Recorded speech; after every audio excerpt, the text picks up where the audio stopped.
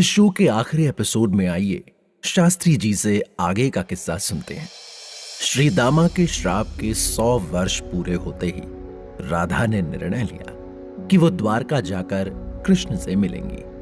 उनकी सखियों में से एक ने कहा, राधा, हम तुम्हें अकेले नहीं जाने देंगे, हम सब तुम्हारे साथ जाएंगे। मगर राधा ने ना में सिर हिलाते हुए उनसे कहा, नहीं, मैं कृष्ण से अकेले मिलने जाऊंगी। ये यात्रा सिर्फ मेरी है। मेरी वजह से तुम अपने घर परिवार को मत छोड़ो। आगे का रास्ता मुझे अकेले ही तय करना होगा। और फिर एक दिन सुबह सवेरे ही राधा किसी को बिना बताए द्वारका जाने के लिए निकल गईं। सफेद साड़ी में एक योगिनी की तरह वो इस यात्रा पर निकली थी। जब थक जाती तो किसी मंदिर में रुककर विश्राम कर लेती। इस तरह चलते चलते वो सिद्धाश्रम पहुंच गईं। उन्होंने कुछ समय वहीं ठहरने का निश्चय किया। वो प्रतिदिन वहां के पवित्र जल में स्नान करती और फिर दिन भर कृष्ण के ध्यान में बैठी रहती। कृष्ण की दिव्य दृष्टि ने उन्हें बता दिया कि राधा इन दिनों सिद्धाश्रम में रह रही हैं। वो फौरन उनसे मिलने वहां पहुंच गए। आश्रम में उन्होंने कदम रखा ही था कि राधा को एहसास हो गया कि कृष्ण यही है। वो अपने स्थान से उठी और अपने कदम कृष्ण की दिशा में बढ़ा दिए। आज 100 वर्ष पश्चात राधा और कृष्ण एक दूसरे के आमने सामने थे। कृष्ण को देखते ही राधा के कदम अपनी जगह से हिले ही नहीं। सिर्फ कृष्ण को देखने की चाह, उनकी पथराई आंखों से आंसुओं की नदी का बहना जारी था। कृष्ण ने जब जी भर कर दूर से राधा को निहार लिया तो वो राधा के करीब आकर बोले, कैसी हो राधा? कृष्ण को देखते ही फिर से जी उठी राधा। मुझसे नहीं पूछोगी कैसा हूं मैं?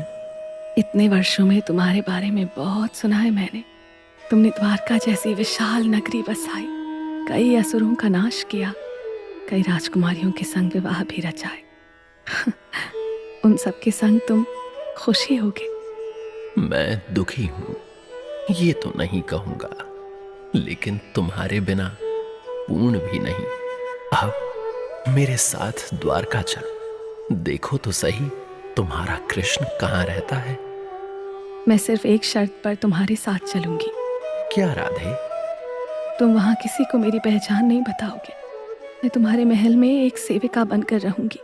कृष्ण ने मुस्कुराकर राधा की शर्त मान ली, क्योंकि वो जानते थे कि राधा अपनी जिद नहीं छोड़ेंगी। द्वारका में राधा दिन भर सभी सेविकाओं के साथ महल के काम काज में व्यस्त रहती और रात में कृष्ण के ध्यान में। बीच में कभी कृष्ण की झलक दिख जाती तो बस उन्हें निहारती रहती। एक दिन कृष्ण उनसे मिलने आए। राधा, तुम हमेशा महल के काम काज में व्यस्त रहती हो। मैं तुम्हें यहां इसलिए तो नहीं लाया था। मेरे साथ भी तुम कोई बात नहीं करती। क्या हो गया है तुम्हें? इस बारे में मैं भी बहुत समय से सोच रही हूँ कृष्ण। जब मैं तुमसे दूर होती हूँ तो तुम्हारे लिए तड़पती हूँ, लेकिन अब जब तुम मेरे इतने पास हो, मेरे पास तुमसे कहने को कुछ नहीं है। तुम्हारी सम्मुखता से अधिक मुझे तुम्हारे ध्यान में सुख मिलता है। तुमसे मेरा प्रेम तुम्हारे मेरे सामने होने या ना होने पर निर्भर नहीं रहा। विरह की वेदना में जलकर मैं तुम्हें खो देने के हर भय से मुक्त हो गई। मैं ना कहता था राधा, इस विरह के पश्चात तुम प्रेम की एक नई परिभाषा गढ़ोगी। तुम्हारे इस प्रेम के कारण ये संसार मुझसे पहले तुम्हारा नाम लेगा। ये कहकर कृष्ण अपने दोनों हाथ जोड़कर राधा के सामने सर झुकाकर खड़े हो गए और बोले, तुम्हारे प्रेम को शत शत प्रणाम राधे। राधा ने आगे बढ़कर कृष्ण का झुका सिर अपने हाथों में ले लिया और फिर उनके हृदय से लगकर बोली, अब मेरे जाने का समय आ गया है कृष्ण। अब इस संसार में मेरे लिए कुछ बाकी नहीं रहा। राधा के मुंह से ये सुनकर कृष्ण चौंक गए उनके चेहरे पर डर और दर्द एक साथ दिखने लगा। वो कांपती हुई आवाज में बोले, नहीं राधा, अभी नहीं, हम साथ में गोलोक जाएंगे। थोड़ा और समय मेरे साथ रुको। नहीं कृष्ण, अब मुझे मत रोको। मेरे जाने से पहले क्या तुम मेरी एक आखिरी इच्छा पूरी करोगे? कृष्ण ने राधा के दोनों हाथों को अपने हाथों में लिया और रोते हुए बोले, बोलो राधा। क्या तुम मेरे लिए आखिरी बार अपनी बांसुरी बजाओगे? ये कहकर राधा ने कृष्ण के हाथों में उनकी दी हुई बांसुरी थमा दी। कृष्ण ने राधा को अपने समीप बिठाया और बांसुरी बजाने लगे। बांसुरी सुनते सुनते वृंदावन में कृष्ण के साथ बिताए सभी क्षण राधा की आंखों में तैर गए। इस बीच कब उन्होंने अपना सिर कृष्ण के कंधे पर रख लिया, उन्हें ज्ञात ही नहीं हुआ। कृष्ण अगले कई दिनों तक बिना रुके बांसुरी बजाते रहे और राधा आंख बंद करके सुनती रही। कृष्ण की बांसुरी सुनकर उनकी सभी पत्नियां भी वहां पहुंच गई थीं।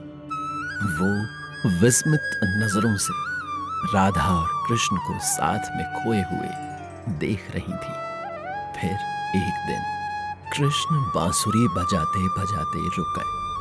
पहले उन्होंने राधा का सिर अपनी गोद में रखकर अपने हाथों से उसका माथा सहलाया और फिर राधा से बोले, बस थोड़ा सा और इंतजार राधे, मैं जल्द तुमसे गोलोक में मिलूंगा। द्वारका के खत्म होने का समय नजदीक ही है और मृत्यु का भी। ये कहकर कृष्ण ने अपनी बांसुरी तोड़ दी और फिर 2 बार राधा का नाम पुकारा, राधे राधे। और इसी के साथ समाप्त होती है राधा की प्रेम गाथा। प्रिया ने सब सुनकर शास्त्री जी से कहा, शास्त्री जी, क्या ये सब पौराणिक कथाएं वास्तविक में घटी थी? मेरा मतलब है कि इनको सुनकर लगता है कि कैसे हर चीज इतनी परफेक्ट हो सकती है। जैसे किसी लेखक ने किसी फिल्म का स्क्रीन प्ले इस तरह लिखा हो कि उस कहानी के हर किरदार को अंत में क्लोजर मिले, हर घटना के घटने का एक लॉजिक हो और उसमें भावनाओं की ऐसी नदी हो जिसमें डूबकर हर देखने सुनने वाला अपने अंदर कुछ बहता हुआ सा महसूस करे। मानो तो सब कुछ सच्चा है, नहीं मानो तो कुछ भी नहीं। क्या पता हम सब भी किसी की कल्पनाएं हों। शास्त्री जी का जवाब सुनकर प्रिया ने मुस्कुराकर उनसे विदा ली।